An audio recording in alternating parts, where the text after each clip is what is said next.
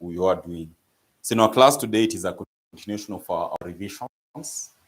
And the concept that I want to handle today, I want us to remind ourselves of the concept of financial forecasting. That is a concept that Mwalimu will want us to handle in our session today, financial forecasting. So I recall what we did in our classwork. We mentioned that anytime you're talking about aspect of financial forecasting, forecasting is a concept to do with predetermining. We are looking at aspect to do with aspect of predetermination.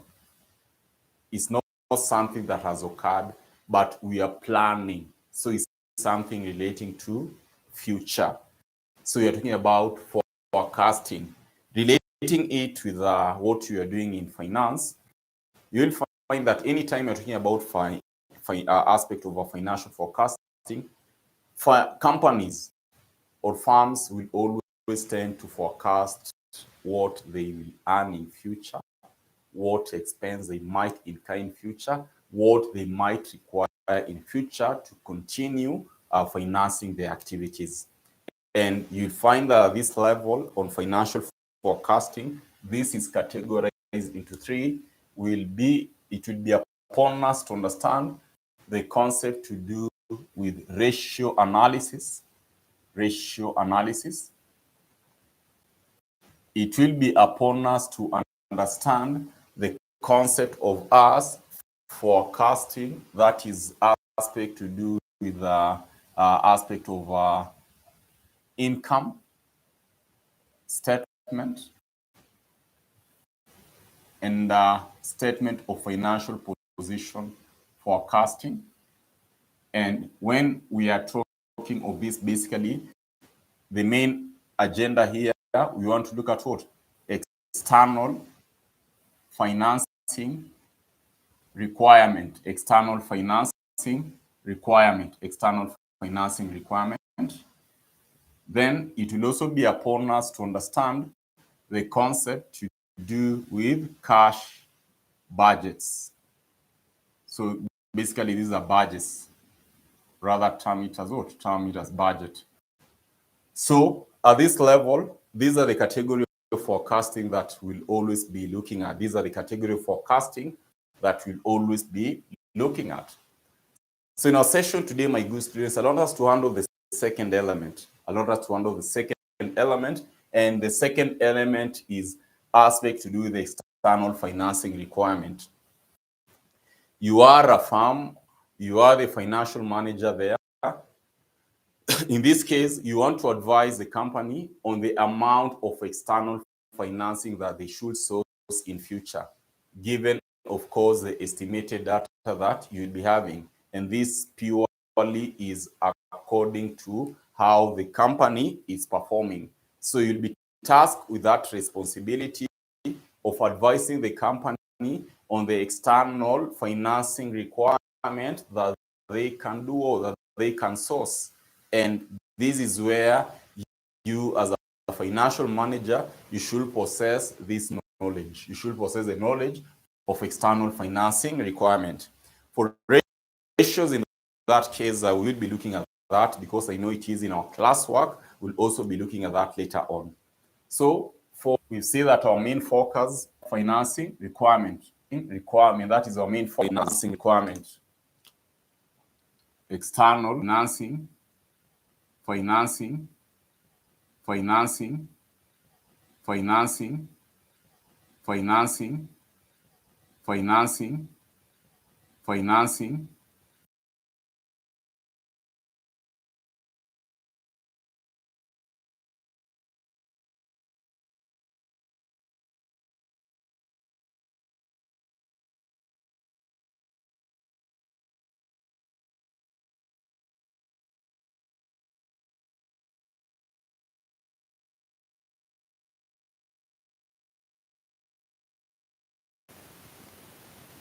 Hello, learners. Welcome again to this beautiful session of ours, a continuation of what we are doing, So in our class today, it is a continuation of our revisions.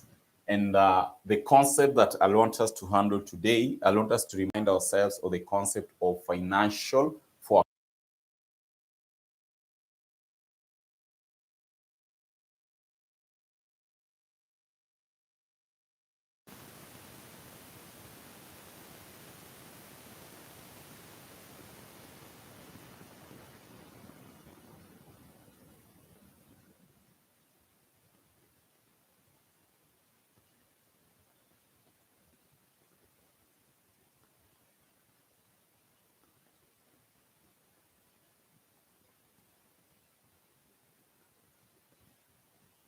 Hello, learners. Welcome again to this beautiful session of ours, a continuation of what we are doing, we are doing.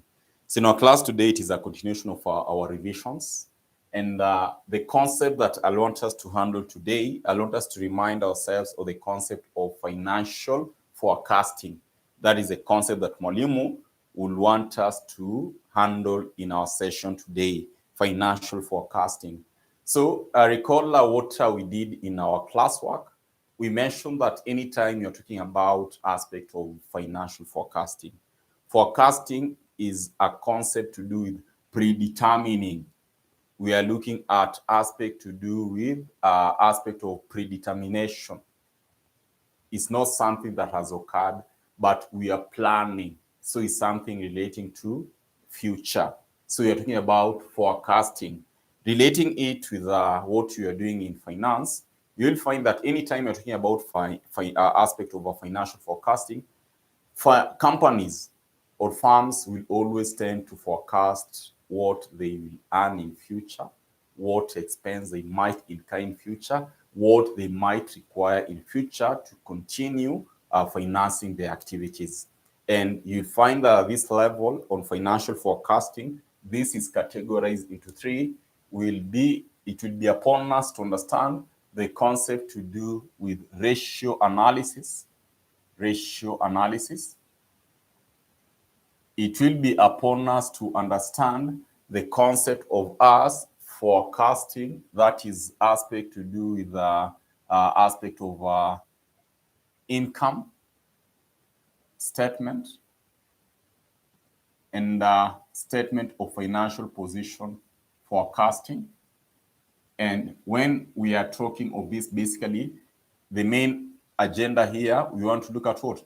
External financing requirement, external financing requirement. Then it will also be upon us to understand the concept to do with cash budgets.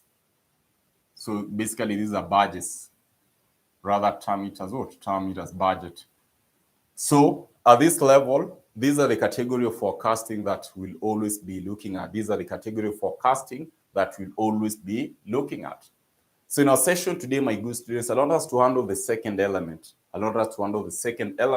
And the second element is aspect to do with the external financing requirement. You are a firm, you are the financial manager there. In this case, you want to advise the company on the amount of external financing that they should source in future, given, of course, the estimated data that you'll be having. And this purely is according to how the company is performing. So you'll be tasked with that responsibility of advising the company on the external financing requirement that they can do or that they can source. And this is where you, as a financial manager, you should possess this knowledge. You should possess the knowledge of external financing requirement. For ratios, in that case, we will be looking at that because I know it is in our classwork. We'll also be looking at that later on. So for the sake of our revision, we see that our main focus, it will be on external financing requirement. External financing requirement, that is our main focus. External financing requirement. External financing requirement. This is our main focus, external financing requirement.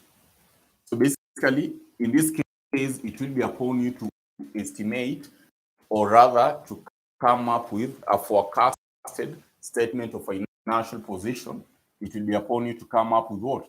Forecasted statement of financial position. Forecasted statement of financial position. So how will we determine our external financing requirement? To determine our external financing requirement, you'll find the concept that we will always be required to know is for us to come up with the change in our net assets. And of course, we are also going to add what, in this case, we less the aspect of the retained earnings. So this is to say that we should be having this in mind. That is the aspect to do with external financing requirement. You should determine your aspect of course, increase in assets. You should determine your increase in assets.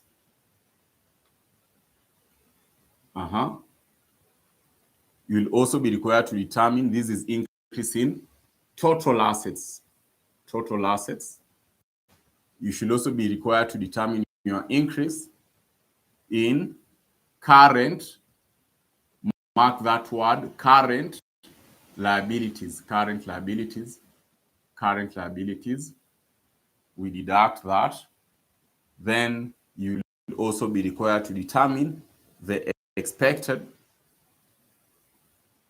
retained earnings. Expected retained earnings. Of course, I'll also be able to deduct that.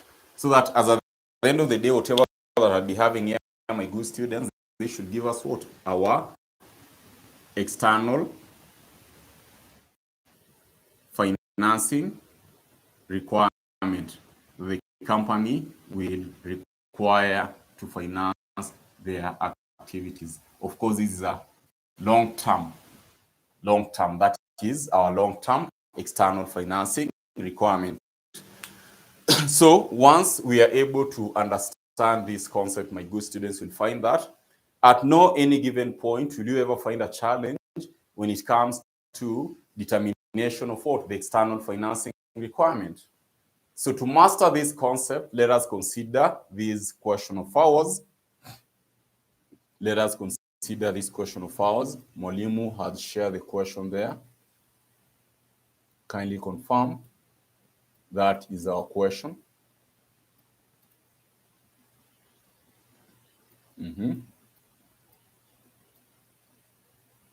Remember this in our block revision model paper. So basically, these are what you are told, my good students. We are told that the following statement of financial position relates to Mageuzi Limited as at 31st December 2020. So I'm giving our data there, which this data includes our fixed assets at net book value, current assets. I'm giving our total assets. So total assets is 18. Ordinary share capital, retained earnings I'm having there. Long-term debt I'm also given at that point.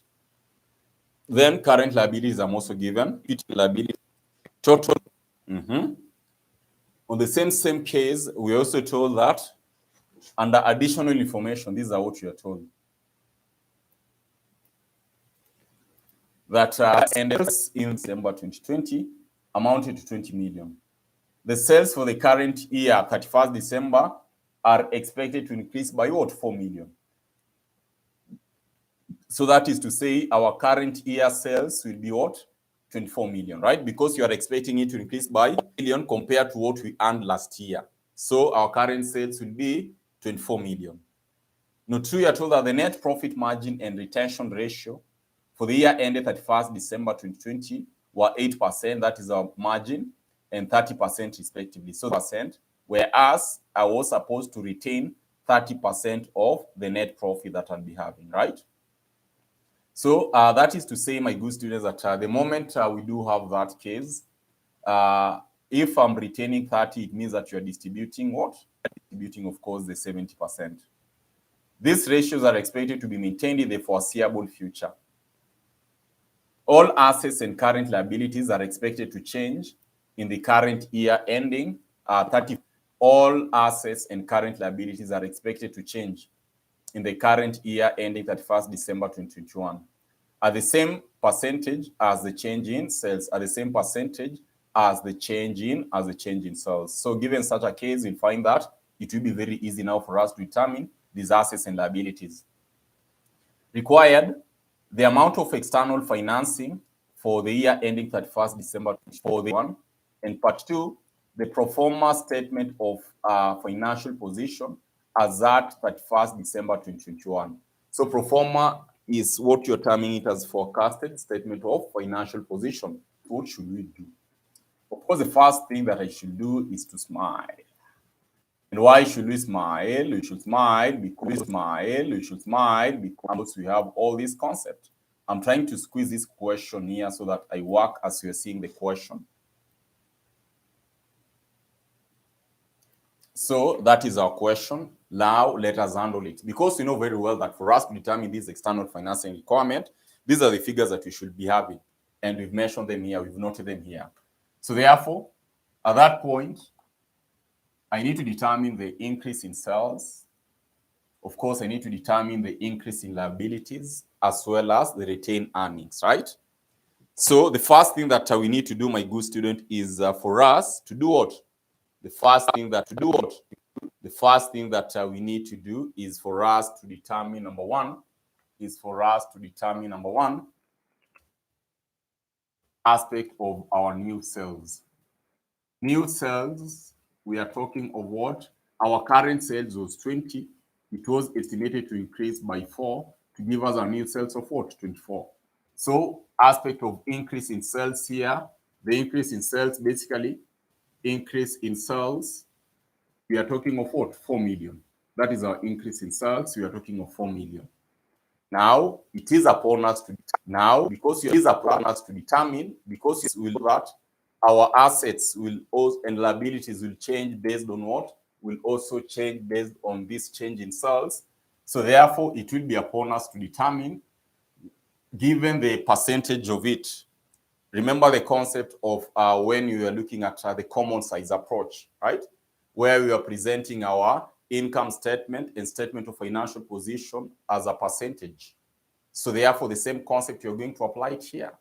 So it will be upon us to determine our increase in sales, or rather increase in assets, because you know we should be having our increase in assets, increase in liabilities, as well as the percentage change, right? So how will you determine our total increase, or rather increase in our assets based or given our sales? So our assets here, what were we given? Our assets, my good student, were given fixed assets, given a figure for much. In that case, you can clearly see that our initial fixed assets, I was given, is it 13? I'm given 13, right? We need to determine that proportion in proportion to our sales. So I was given 13. Our current sales was how much? 20. Because that data related to, this is the data that related to 2020. So I'm taking our fixed assets, which was 13. We need to determine the proportion of our fixed asset to our sales. So this will give us our proportion. We multiply this one by 100. That should give us what percentage? We multiply that one by 100. That should give us what percentage? That should give us, of course, we are talking of course, 13 divided by 20 times 100. This should give us 65%. So this should give us what? 65%, right? What about the other asset given there? The other asset, my good students, we were given what? We were given stock, right? So stock, the same case, determine the percentage of stock. We are given a figure of how much, my good students? You can clearly see I was given a figure of 3. So the same case, 3 over 20 times 100. Whereas the last one, I'm given a figure of what? You are given debtors. Debtors you are given 2. So debtors, I'm given 2 over 20 times 100. So this will give us what percentage? Because we need to determine them in percentage form first of all. We should be having 3 over 20 times 100. That should give me a figure of 15%. Whereas 2 over 20 times 100, this should give us what, 10%. So that as at the end of the day, we should be talking of 10 plus 15 plus 65 to give us a figure of what, 90%. I know one person will ask, Mwalimu, why have you taken the total assets? Have you taken the total assets you divide by 20 to get the whole percentage? You see the reason why we've determined them separately, because they'll also assist us in our statement of financial position, right? Now, once we are done with that case, what about our current liabilities? What about our current liabilities? What about our current liabilities here? Our current liabilities here. Our current liabilities, remember, these are what we need to determine the change. The current liabilities I was given what? In that case, if you can clearly see in our question, you are given our current liability when you had what? We only had creditors. And the creditors I was given what? I was given 6, right? I was given a creditor of 6. So therefore, creditors, you're told that these will change with sales. So creditors, I'm having 6 of 20 initial times 100 to give us what percentage? Give us what percentage? 6 over 20 times 100. This should give us aspect of 30%. So we need to determine now our what? Our external financing. So at this point, I can squeeze this question somewhere here.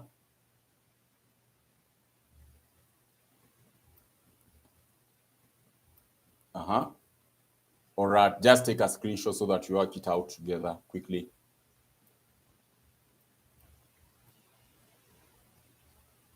I believe that you've taken a screenshot of the question.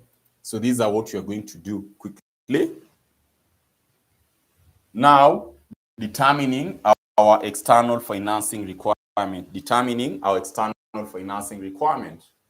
The first thing that we also need to determine is our retained earnings. What will be our retained earnings in our case, my good students? What will be our retained earnings? Retained earnings, that one will be simple because we are told that in this case, we are expected to do what? To maintain the same percentage as the initial, which will remain. And that percentage was how much?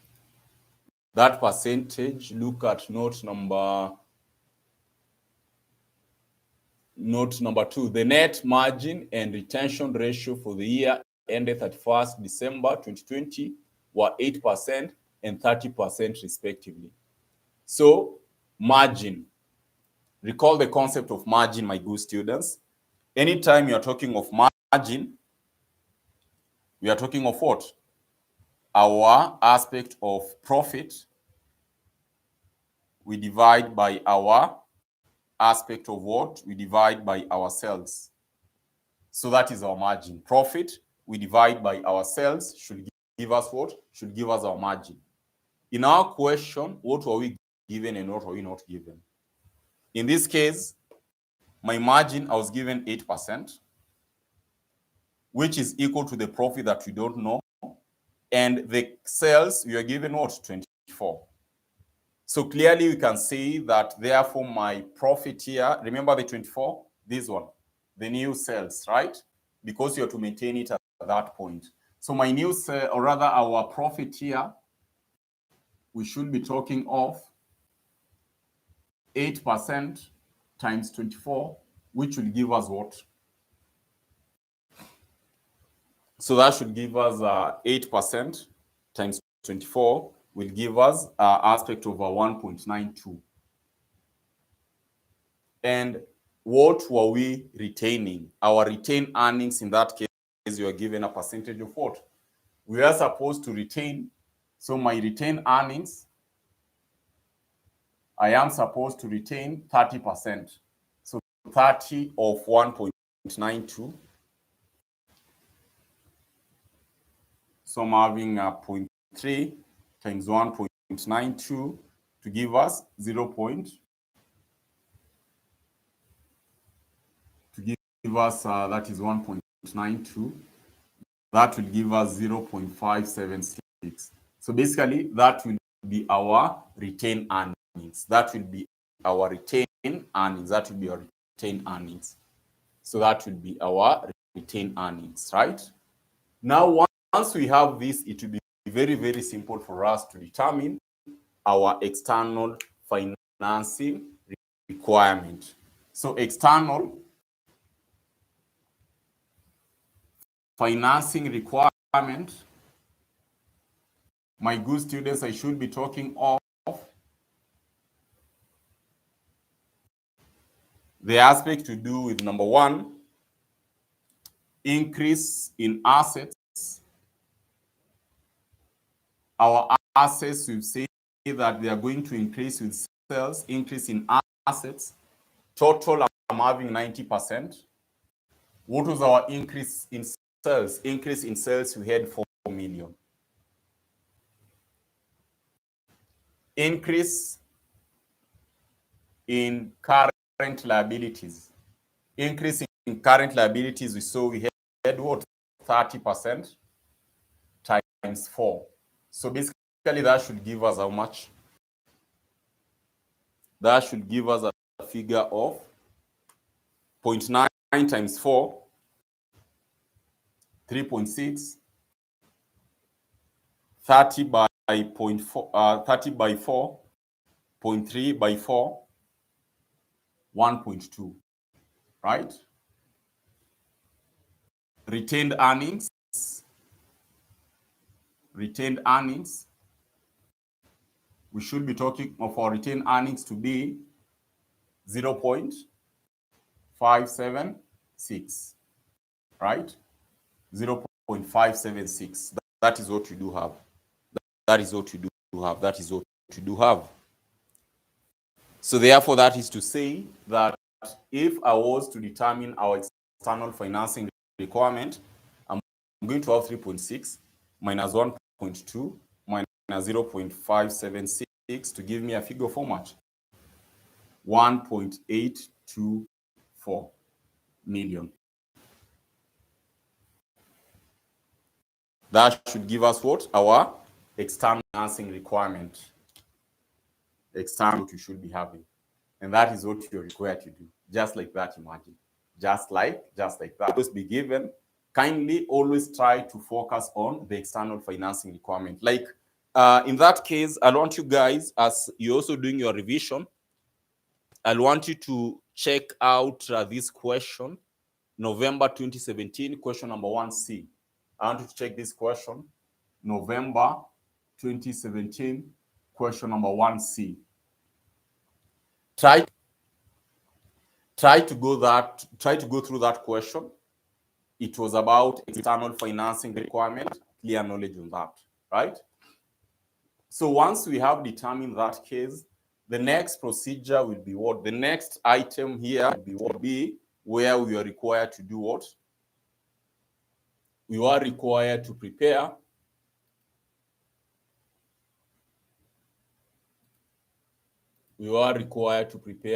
a Proforma statement of financial position as at 31st December 2021. So Proforma statement of financial position as at that date. So therefore, in this case, allow me to erase this side because already we have it. Allow me to erase here. Kindly mark for me these percentages of ours. Mark for me these percentages because you're going to use them. We are going to use those percentages. Determine our Proforma statement of financial position. Proforma statement of financial position. So you're talking of our Proforma statement of financial position as at 31st December 2021. So therefore, this is how our Proforma will be. This is how our Proforma will be. We start with our fixed assets.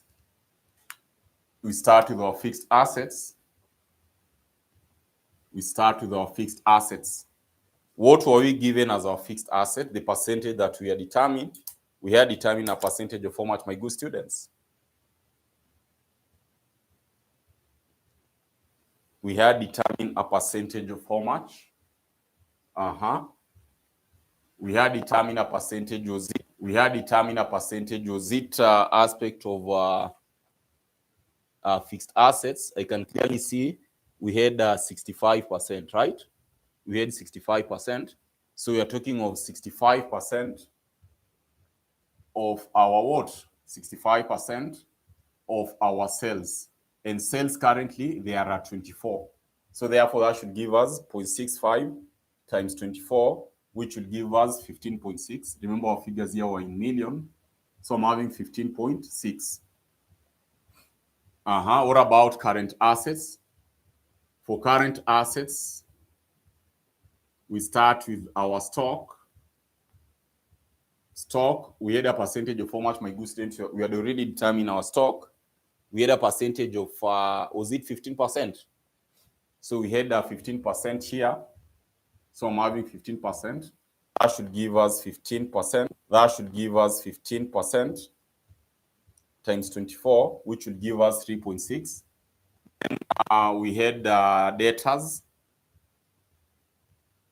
For debtors, you are determining a percentage. If you can recall what we did, we are determining a percentage of 10%, right? So 10% times 24, 0.1 times 24, this should give us 2.4. So that as at the end of the day, what will we be having if we sum up all this? We should be talking of 15.6 plus 3.6 plus 2.4. This should give us 21.6. So Mwalimu is getting 21.6. I'm getting 21.6. After that case, consider our equity and liabilities. Consider our equity and liabilities. So I'm having equity and liabilities. So what will we be having as equity and liabilities? We start with what I was given there. Our capital, my good student, I was given how much? We are given our, of course, our ordinary share capital. That will not change, right? Ordinary share capital, that will not change. So I'll be having ordinary share capital. Ordinary share capital. I was given a figure of, was it 4? I'm given 4, right? You are given 4. That is, of course, yeah, I'm given aspect of 4. We do have 4. Retained earnings. Retained earnings, what will we be having? For retained earnings, whatever that I was given there, I was given a figure of how much? I was given retained earnings, I was given 6. But recall, there is an amount that you're going to add for the period. Retained earnings for the period you had seen, you had what? 0.576. So therefore, in this case, you are talking of 6.576. Given there, my good students, you can talk of given there, my good long-term liability. In that case, you are given what? Long-term debt, I'm given 2. So long-term debt. Long-term debt, we had 2. Then already we had determined our external finance requirement. So external finance requirement, external financial requirement, already you can clearly see we are determined 1.824, right?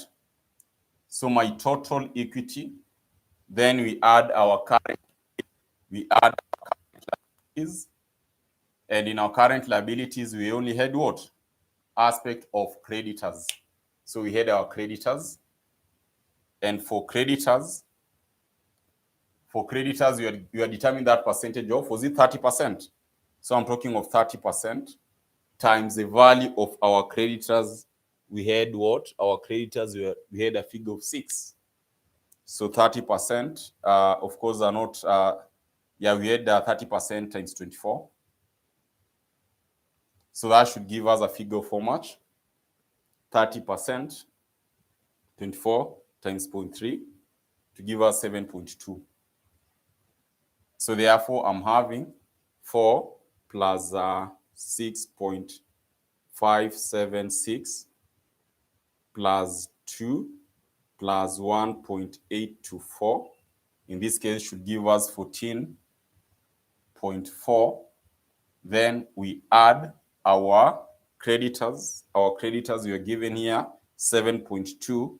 So I'm having 14.4 plus 7.2 will give us a figure of 21.6. So therefore, I'm having here 21.6. So assets.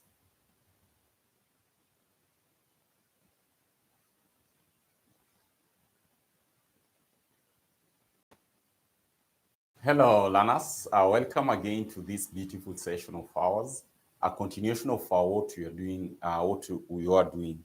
So in our class today, it is a continuation of our revisions. And the concept that I want us to handle today, I want us to remind ourselves of the concept of financial forecasting. Hello, learners. Welcome to our class today. I am your instructor, CPA Ringo Frederick. In our class today, my good students, I want us to analyze the concept of our working capital management, which will be very key in our course for financial management.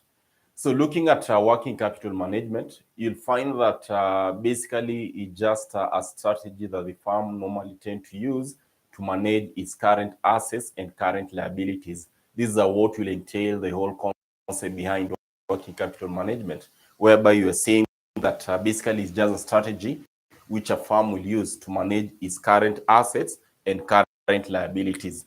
So the whole idea here is that we are looking at our current assets, and we are looking at our current assets and current liabilities.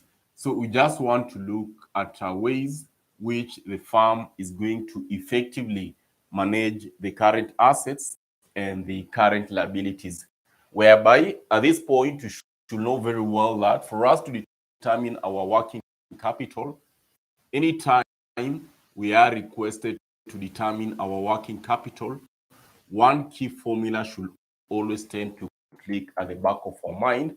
And basically, this is what aspect of our current assets, of current assets minus current liabilities, minus current liabilities.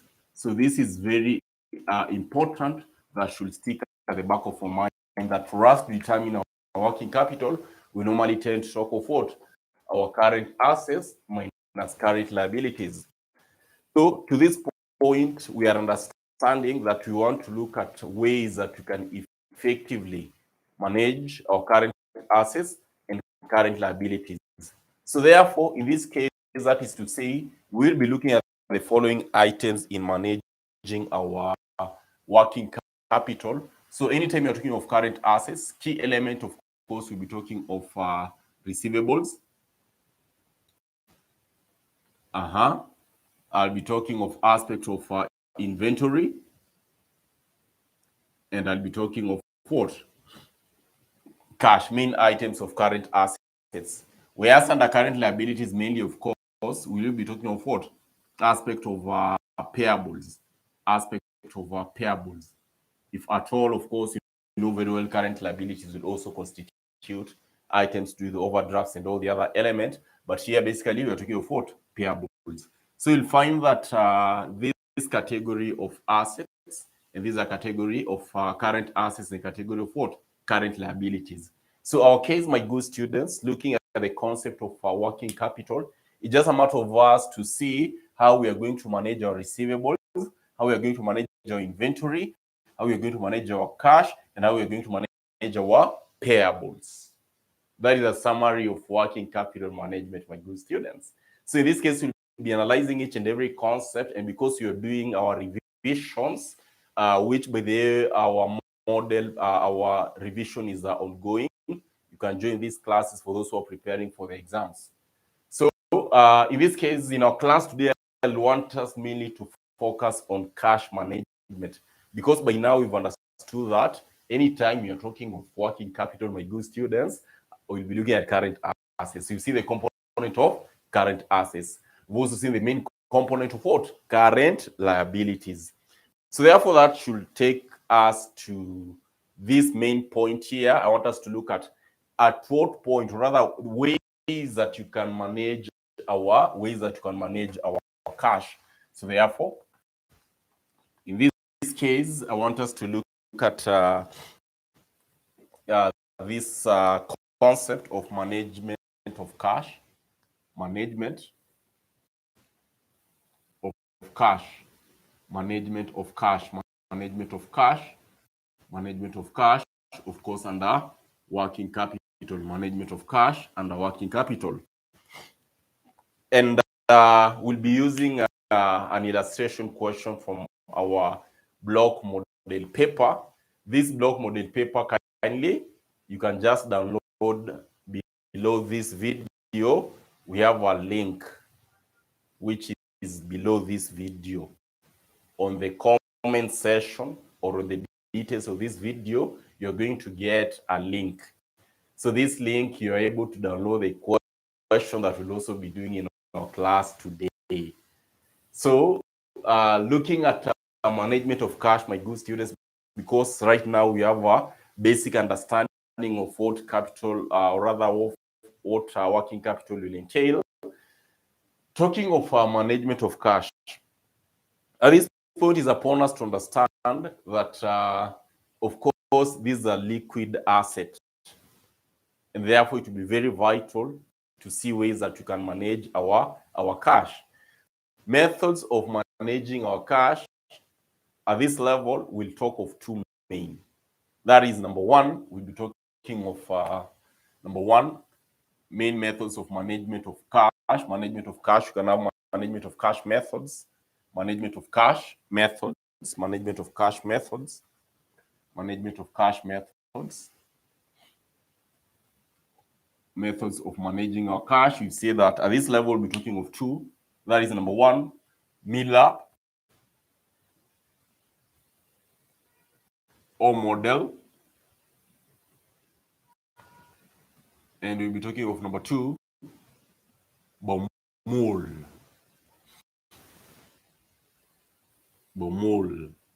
cash management model. So we'll be talking of these two models. We'll be talking of Miller-Orr model, cash management model, and Baumol cash management model. Baumol cash management model. So basically, these are the models that we'll be looking at. And therefore, in this case, I want us to consider the first one because we're looking at our revisions, right, my good students? And of course, this concept will be very vital, and it is very vital for any student doing financial management. So I want us to look at this model, Miller-Orr model, a very interesting model, a very interesting model. In our case here, a very, very interesting model. So you'll find that basically one will ask probably where do you normally come up with such names? You'll find that this model, of course, was named after the person known as Martin Miller and Daniel Orr. So that's why you're timing it as what? As Miller-Orr. It was named after Martin Miller and Daniel Orr. I know some people can pronounce this as Orr, right? There's some people who can pronounce that as Orr. So at this point, you'll find that these two people came up with this model of cash management. And the focus was to look at it in the context that at any given point in our operation, the firm will always be having this level of cash. Because remember, yes, we want to look at ways that you can manage our cash. So in maintaining these costs, in maintaining our cash, we want to look at the minimum cost that you can always tend to incur. And therefore, at this point, you'll find that under this model, we have categorized our level of cash into three main. That is, number one, we normally tend to talk of higher cash limit, higher cash limit. Number two, talk of lower cash limit. And finally, number three, we normally tend to talk of return point. This is the same as optimum cash limit, return point, or rather optimum cash limit. So many a times you'll find that the firm will always tend to make sure that this, so long as this cash is fluctuating between the higher cash limit and lower cash limit, at this level you find that the firm will not be incurring any form of costs, transaction costs. That is the case, because the whole idea is that we want to look at methods that if I told you to maintain this cash, we should incur the minimum cost as much as we can. So in this case, we see that under Miller-Orr model, our cash levels or limits, you're going to have three. That is, of course, higher cash limit, lower cash limit, and return point, which many times we normally also refer to it as what? As Z point, which is very, very important. And that case also, some will also refer to it as, other than optimum, you can also term it as a target cash balance. All these are the terms that you can use to refer to this level, target cash balance. So all these are names that you can use to refer to as that return point. So you'll find that under Miller-Orr model,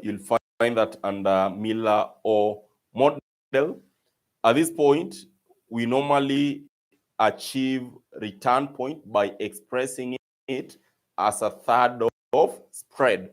So there are some various terminologies that you must always tend to have at the back of your mind anytime you are talking of Miller-Orr model. At this point, Mwalimu was mentioning something to do with spread. Probably one will ask Mwalimu, what is this spread that you're talking about? Because recall at this point, you say that many a times the firm will always tend to make sure that this cash basically is fluctuating between lower and higher cash limit, right? So we are saying that for us to achieve this optimum balance, many a times which you are referring to it as a return point, you'll find that is always going to be expressed as a third of spread.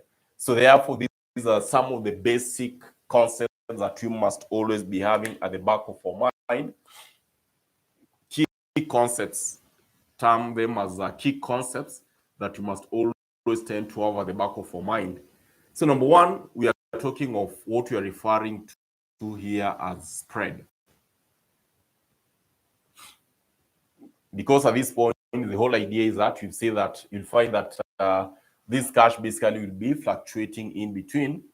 This cash will be fluctuating in between these 2 points, right? In between these points.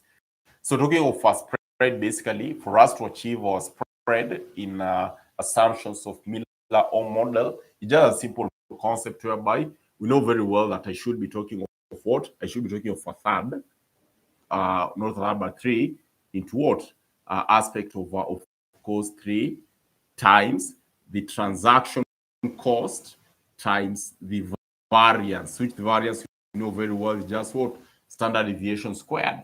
In this case, you're going to divide by 4 times our daily interest. Basically, that refers to our daily interest. I should not forget all this raised to power a third. All that raised to power a third. That will give us our spread. So you'll also find that some people will also do it in this, by the way, which will also be very correct, that to determine your spread, you can also take 3 into 3 or 4 times your transaction cost times the variance, which is standard deviation squared. This is standard deviation of our cash flow. That is a variance of our cash flow. This is a variance of our cash flows, my good students. Talk of what? We divide by daily interest. We divide by daily interest raised to power a third. So you can define, or rather you can determine your spread by taking either. By taking either, that will give us what you're referring to as spread. Now, because spread is always a very key element, you'll find that so long as I'm having the spread, now we can determine what we're referring to here as what? As return point. Now our optimum. Talk of return point now. So in the event that I'm required to determine our return point, my good students, what must we always have in mind? To determine our return point, as we've started, we say that you'll find that return point, which is also by the represented by Z, will be expressed as a third of spread. So therefore, to determine our return point, this will also be very simple because I'll be taking my lower limit, my good students. We add by a third times spread. And recall how to determine our spread. We have here our spread. We have our spread. We have our spread. We have our spread. So basically, I'll just be taking a third times spread. That will give us what? That is a lower limit plus a third times spread. That will give us what we're referring to as return point. Then once I'm able to master that key other element that you should be able to know here is how do we determine then our upper cash limit? Upper cash limit, which in this case you're having it as H. Upper cash limit, that will be very simple, my good student, because at this point, so long as I've determined our spread, you'll find that spread will enable us to summarize almost all these elements. So to determine our upper cash limit, I'll be talking of 3 times Z minus 2 times what? Our lower limit. That will give us our upper cash limit. That is 3 times Z, which Z in this case, of course, this is our Z that you're talking about there. That is our, or rather, these are basically whatever that I'll be having. Z, this is our Z. We've determined our Z here, right? We determine our Z here. So you'll find that I'll just be taking our 3 times Z minus our lower 2 times lower cash limit. Okay. The other key element that maybe you should also be having before we proceed to this question that I want us to handle in our block model paper, that is how to determine our average cash limit. How will we determine our average cash limit? So to determine our average cash limit, so long as we determine Z, actually Z is almost, or rather the aspect of return point is what will guide us in almost everything that we'll be having here. So to determine our average cash limit, if I'm required to determine our average cash limit, we must always be having this at the back of our mind. You must always be talking, of course, of 4 times my return point, we less our lower cash limit, we divide by 3. We divide by 3. We divide by 3. We divide by 3. We divide by 3. We divide by 3. That, of course, should give us what? That, of course, should give us our average cash limit. So basically, this is what you should always be having. And also another way, by way of determining your spread, is the Miller-Orr. We should also be. You can also take spread as taking our higher cash limit minus what? Our lower cash limit. This will also give us what? Our spread. That will also give us a spread. Okay. So now is the time to work out this question. Below this video, you can download that question. Below this video, my good students, you can download this question of ours. Okay. So once we have that case, I want us to handle that question and see what we'll be having. This will be our question here. Still, better still, you can also take a screenshot of the same. That will also work.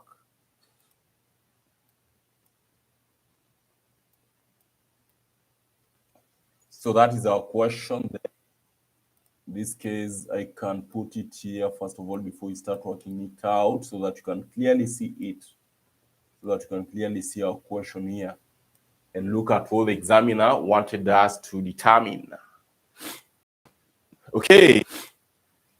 Okay, we go through that question together with what the examiner wanted us to determine. So in that case, we are told that Wanga Limited maintains a minimum cash balance of 1.5 million. The standard deviation of the daily cash is 800,000. The annual interest rate is 12%. The annual interest rate is 12%. The transaction cost of buying and selling of marketable security is 200, right?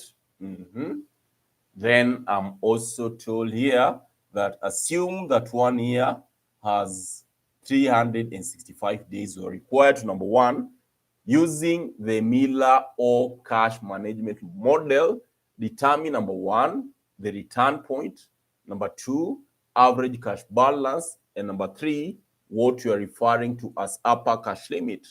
Of course, you can also go ahead and determine what?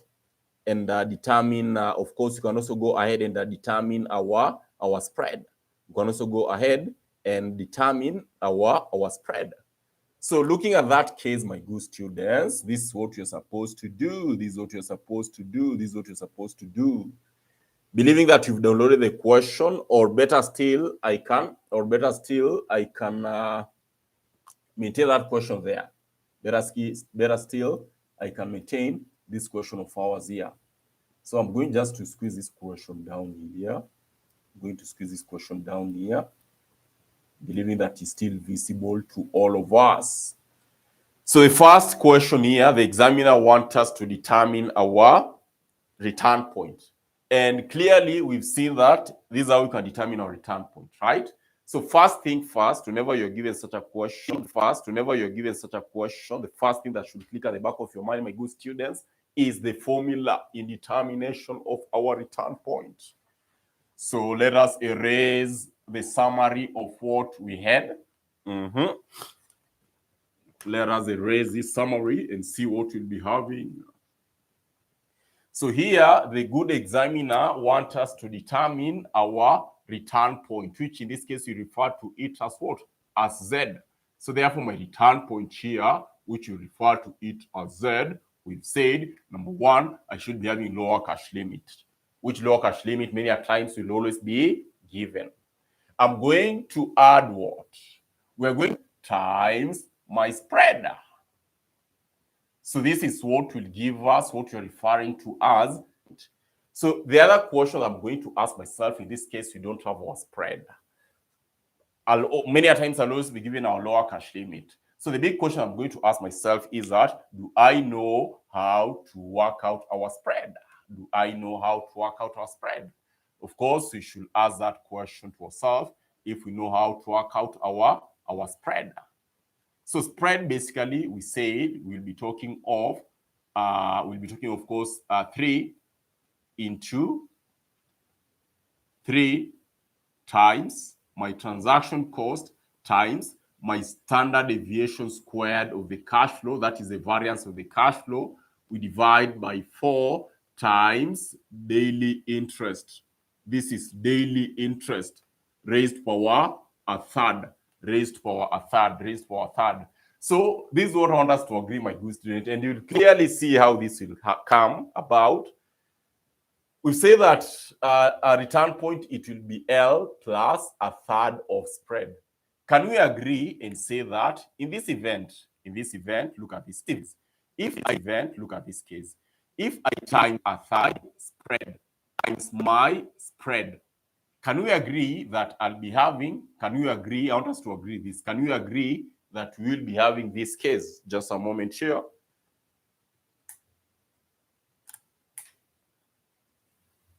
I want us to agree that if I take a third of this, it as if the same case, it as if you will be saying that I'll be having what? 3 times my transaction cost times my standard deviation squared of our 4 times daily interest raised power a third. Why? Because if you throw off a third, this will cancel each other, right? So therefore, we can clearly come and say in a very simple way that for us to determine our Z, it is as if we are talking of 3 times transaction cost times standard deviation squared, or 4 times daily interest here raised to power a third plus lower limit. Can you agree based on the facts here, right? We can agree that that is how we can determine our spread, right? So therefore, let us work it out. So therefore, here my Z will be 3 times the good examiner here. Did he give us the aspect of transaction cost? Yes, you are given. Look at that case. You are given. Look at that case. You are told that the transaction cost of buying and selling of marketable securities is 200 per transaction. Assume that 1 year has 365 days. So you can agree and say that my transaction cost was 200.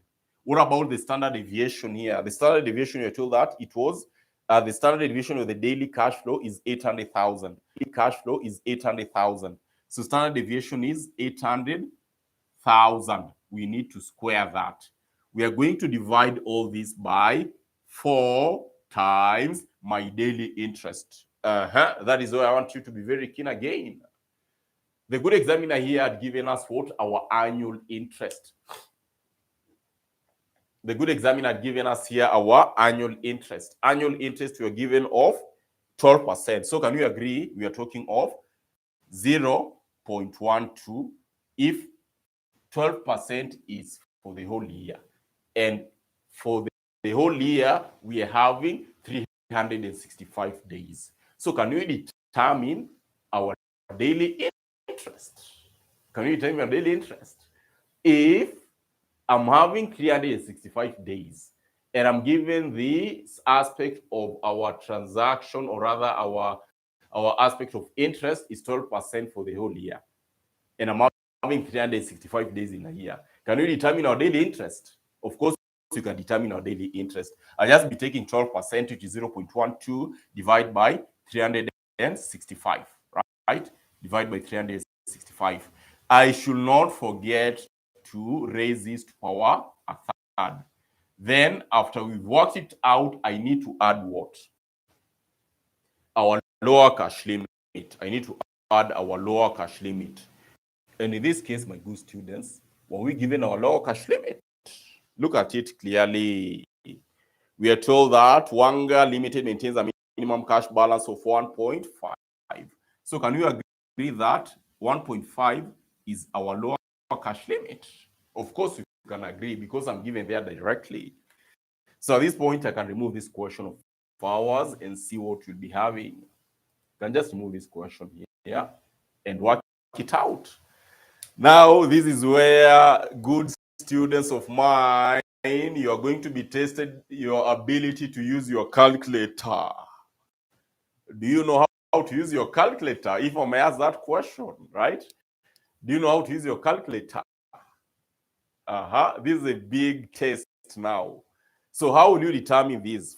First of all, I want us to work the first part here and see what you'll be having. Even before Mwalimu work it out, can you give me the first part? You can work it out and give me the first part to see if we know how to use our calculator, right? To see if we know how to use our calculator. So in this context, my good students, I want us to work out together and see what we'll be having. And then compare with what you've gotten, right? Then compare with what you've gotten to see if you are sailing on the same boat, if you are sailing on the same, if you're sailing with the same boat, if you're sailing with the same boat. So this is what you're going to do. We are going to take, we start with our denominator, we start with our numerator here. I'm having 3. In this case, I'll be having, of course, I'm going to have 3 times 200 times 800,000 squared, which I'll be having my figure there. Then the figure that we do have, we divide. I'm going to open my bracket. we take 4 times, I open my bracket, we have 0.12. I'm going to divide this by 365 days.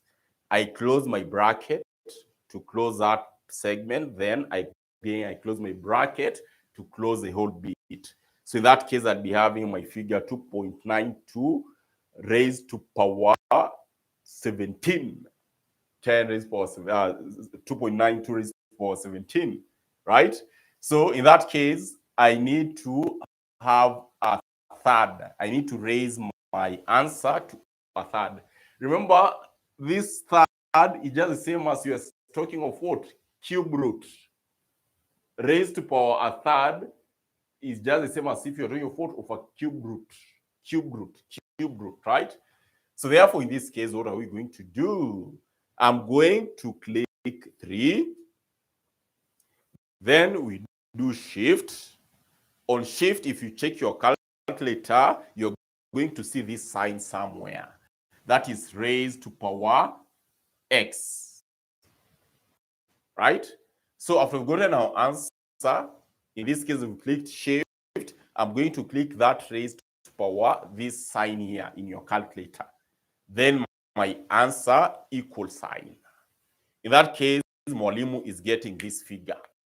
Mwalimu is getting 663,429. That is what the figure Mwalimu is getting. I need to add this by 1.5. So therefore, we can agree and say that our 1.5. We can agree and say that therefore my Z here, our Z therefore, our Z will be equal to 2,163,429. And that is what the figure Mwalimu is getting. Kindly you can confirm with what you've computed on your end. Kindly you can confirm with what you've computed on your end. And Mwalimu is getting that figure. Once you're done with that case, my good students, you can proceed and look at what the examiner wanted us to determine again. So after we've worked out our spread, or rather our return point, which that is what the examiner wanted us to compute for the first thing, right? What was the second element? The examiner wanted us to compute what? If you can check our question, the good examiner wants us to compute our average cash balance. The good examiner wants us to compute our average cash balance. Check it out. Average cash balance. So the good question is, my good students, do you still remember how to compute our average cash balance? Remember, we had looked at that. And we have agreed that our average cash balance here, my average cash balance, my average cash limit, that is the case, average cash balance or limit, we should be talking of my 4 times Z, of course, minus L. We are going to divide all this by 3. As simple as that. You'll say that, Mwalimu, why were we thinking that this concept is very hard? It is as simple as this. It is as simple as this. So therefore, in this case, you can agree and say that therefore my average cash limit, therefore we should be talking of what? I'll be talking of 4 times Z. Our Z already we've computed our Z, which is 21,63,429. Minus our lower cash limit here, we're having what? 1.5. Because in this case, you're going to divide by 3. Can you give me the solution to that quickly? You can give Mwalimu the solution to that quickly. So you can agree and see that here we'll be talking of that should give us of course 4. I'm having 4 times 2163, 429 minus 1.5. So in this case, we can agree and say that we should be talking of how much? We should be talking of average cash limit to be average cash balance or limit. I'm getting 7,100,000 153,716. Kindly you can confirm. After that case, the other key element examiner wanted us to compute what? The upper cash limit. Upper cash limit, which I know by now we are expert on this, because we say that for us to determine our upper cash limit, that will be simple. I'll just be taking 3 times Z minus 2L. So I'll just be taking 3Z minus 2L here, right? Minus 2L. In this case, I will divide this figure by 3. We haven't divided this figure by 3. So in this case, we just multiply, divide by 3. Sorry for that. So in this case, I divide by 3. I'm very sorry for that. We divide by 3. So therefore, if you divide by 3, that should give us how much? I'm getting a figure of 2,384,572. Kindly correct that. Divide by 3, right? In that case, that is where Mwalimu normally tend to say, I just wanted to see if you're following. All right? I just wanted to see if you're following. So basically, this is what we should be having, right? So because you just taken this figure minus 1.5, we must divide by 3 for us to get our average cash balance. Without you dividing by 3, of course, you're getting your own things. So therefore, at this point, you can agree that our average cash limit is 2,304,572, right? So the moment you do have that case, confidently, we can determine our upper cash limit, where we are saying we just be talking of 3 times Z minus what? 2 lower cash limit, 2 times L, 2 times L, 2 times L, where in this case, very confidently, I can come and say we are talking of 3 times Z, which our Z in this case, it was 2163,429, 2,163,429. Of course, you're going to deduct 2 times lower cash limit. You can clearly see we had what? 1.5. So basically, that should give us what? This should give us what, my good students? So therefore, you can agree and say that my upper cash limit, where is my blue pen? My upper cash limit, therefore, we should be having upper cash limit or balance. I'm going to talk of course, 3 times 2163,429 minus 2 by 1.5. We should be talking